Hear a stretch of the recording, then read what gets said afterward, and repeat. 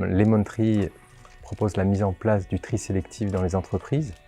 Ça se fait avec du matériel de tri, des bacs comme ceux qui sont ici ou des machines incitatives. Et on assure aussi la collecte qui est assurée par notre filiale Lemonade, qui est une entreprise d'insertion.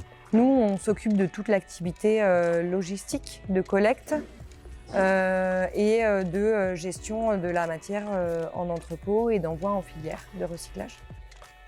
Les acteurs traditionnels vont amasser la plus grosse quantité de déchets possible, pour ensuite faire ce qu'on appelle de la massification, parfois du négoce, pour envoyer la matière et la vendre au plus offrant.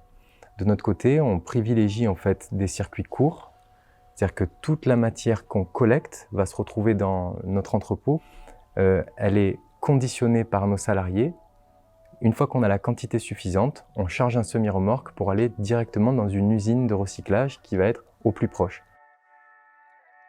On installe des bacs de tri. Donc les clients dans les bureaux font le tri eux-mêmes, jettent leur matière recyclable en fonction des bacs, donc gobelets en carton, papier, capsules, voilà, ils ont différents contenants dans lesquels ils jettent directement à la base. L'idée, c'est que le tri soit fait à la base dans les bureaux. Et là, nos agents de collecte arrivent avec les rolls vides et ils font ce qu'on appelle un système de rotation.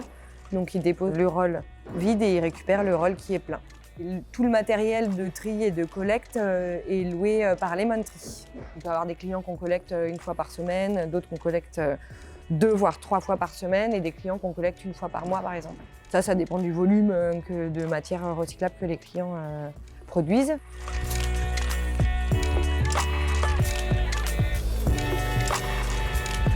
Le chiffre d'affaires de l'entreprise se fait sur ce service de collecte-là et non pas sur la revente de la matière, puisqu'on a des matières recyclables qu'on peut revendre, mais d'autres non, et on peut aussi même avoir à payer par exemple le coût de transport pour acheminer la matière dans les filières de recyclage. Donc ça peut parfois, selon les matières, être un coût pour l'entreprise.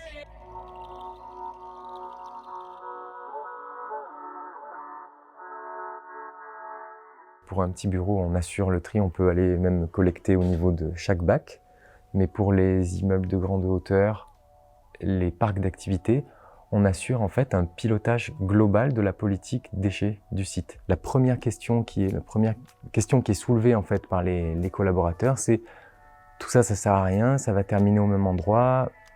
En fait, on leur donne des preuves, on leur amène des échantillons de matière qui viennent de nos filières. On leur dit, ben non, vous pouvez venir voir dans notre entrepôt ce qu'on fait avec cette matière.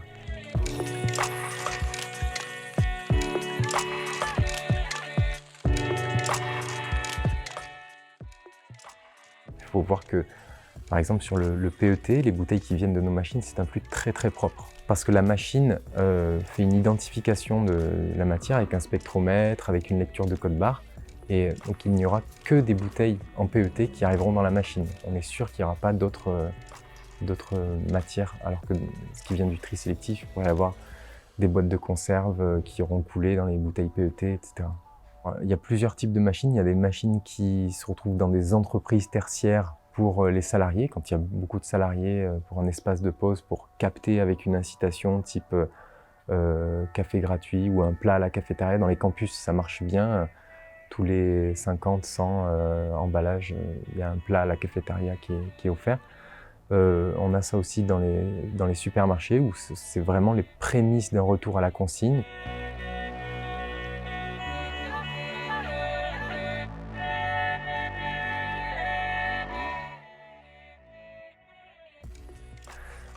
Sur ça, on a un discours qui est assez clair et qui est simple en fait. C'est quand on commence à discuter avec une entreprise, à réfléchir à sa situation, on fait un audit et on va regarder déjà tout ce qui peut être éliminé comme source de déchets. Donc on a cette réflexion et cette mission de conseil sur la réduction. Donc On n'est pas intéressé par la revente de la matière.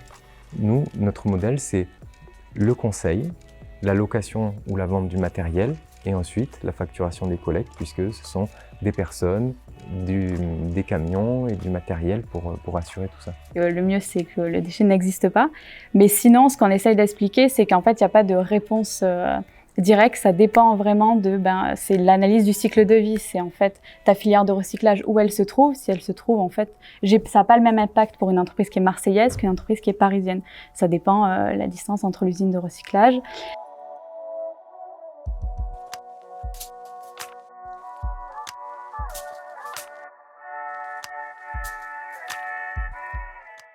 Le message de réduction intéresse beaucoup les entreprises, surtout les grosses entreprises qui ont un département RSE. On le voit dans leur démarche, c'est bureau zéro plastique. On a des clients qui annoncent leur volonté lors d'un déménagement d'avoir zéro plastique au bureau. Pour ce qui est du réemploi, on travaille avec des ressourceries, c'est-à-dire que quand nos clients veulent par exemple changer leur parc, leur mobilier par exemple, on pourra amener le mobilier à des ressourceries. On travaille aussi avec une entreprise qui s'appelle Ecoder qui fait du réemploi de la réparation pour revente d'occasion de matériel informatique.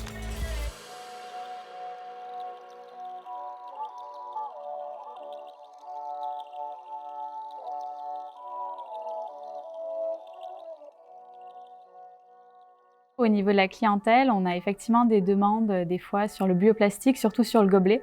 En fait, il y a eu l'annonce sur l'arrêt du plastique à usage unique pour toute la vaisselle. Donc bien sûr, nous, toutes les entreprises qu'elles nous ont demandé, elles sont retournées vers nous parce que nous, on est là aussi pour les accompagner. C'est quelle est mon alternative pour arrêter le gobelet plastique. Et donc, ils nous ont dit, je connais le gobelet en bambou, le gobelet biosourcé. Donc biosourcé, c'est la composition, hein, ça ne veut pas forcément dire que c'est compostable. Nous, notre approche, c'est de dire, en fait, tournez-vous vers le réutilisable, c'est l'occasion, on peut vous accompagner vers le mug. Si jamais c'est pas possible, mais c'est toujours possible, effectivement, il y a des alternatives. Nous, on conseille pas forcément le biosourcé parce qu'aujourd'hui, en France, il n'y a pas d'exutoire pour le valoriser. Ça peut ressembler à du carton, c'est pas du carton et ça se composte pas forcément. C'est la différence entre compostable et biosourcé, c'est la composition et le devenir de la matière.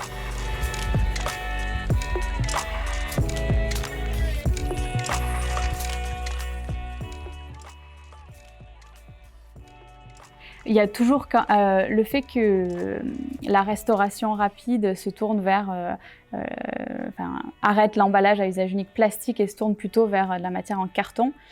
C'est une bonne chose, c'est une bonne étape. Par contre, il y a toujours l'enjeu du fait que ce soit souillé. La matière qui est souillée, on ne sait pas encore aujourd'hui comment la recycler.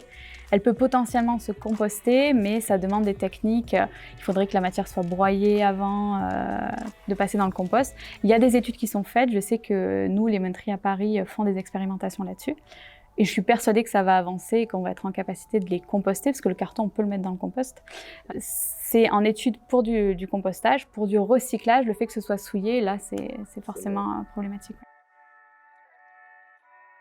Pour ce qui est de créer une activité autour du recyclage dans une autre ville, je pense qu'il y a un facteur, je trouve, clé, c'est d'être en réseau, de rencontrer d'autres acteurs. C'était clairement ma mission. J'ai été embauché pour ouvrir l'établissement marseillais de Lemon Tree. Il y a énormément de choses à faire. Et c'est clairement pas tout seul qu'on allait révolutionner le sujet des déchets à Marseille. Donc on a constitué ce qu'on a appelé le pôle de l'économie circulaire et inclusive, qui regroupe des acteurs qui sont sur le domaine de l'économie circulaire et plus particulièrement du recyclage et de l'insertion par l'activité économique. Donc on se retrouve avec des gens comme Plastic Odyssée, des alchimistes, Upcycle. Si tu fais que du low-tech, tu peux faire de la sensibilisation. Ouais. Mais il y a peut-être un enjeu qui est un peu plus fort, c'est faire quelque chose d'un peu plus industriel, avec vraiment des matériaux plastiques recyclés qui atteignent davantage le grand public.